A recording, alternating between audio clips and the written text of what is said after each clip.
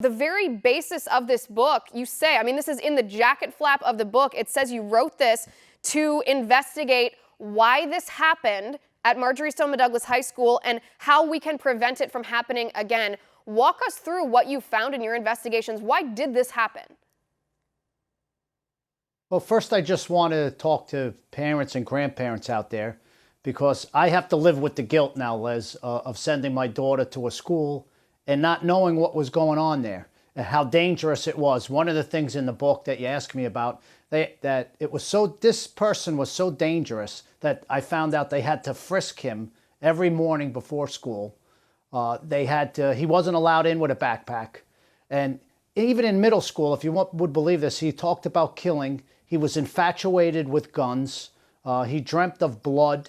And yet alone, when they mainstreamed him back into high school, they actually taught him to shoot in the school, Liz. They put him in JROTC and gave him an air gun and taught him how to shoot.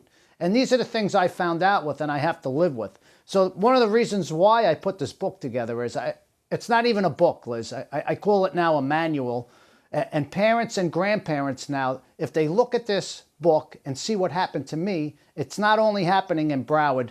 These left policies, these leniency policies are put in throughout the whole country. So parents need to read this book in order to see what happened in Parkland, and then they could relate to it if it's happening in their child's school. And now a parent has no excuse to say they didn't know what was going on in their school, like what happened to me.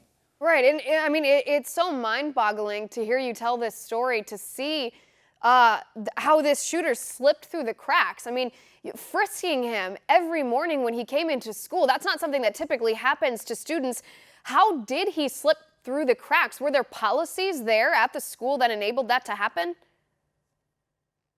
Well, Robert Runcie, this failed superintendent that's still in Broward County, he came from Chicago, Liz, and he wanted to end the school-to-prison pipeline.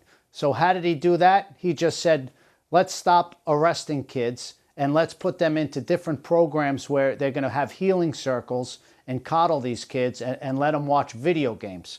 So he put a program, a policy in place, allowing these kids 4 misdemeanors per school year with never getting arrested or getting introduced to the judicial system, which it does, it creates a culture of leniency throughout the school district where it fails everybody. It fails the kids that are acting out and disruptive because you don't teach them accountability. It fails the kids that just want to go there and learn. And then you got to have the teachers dealing with it. It's a failed policy. And parents, you got to read this book. You have no excuse not to know what happened now if it's going on in your child's school. And most schools it is.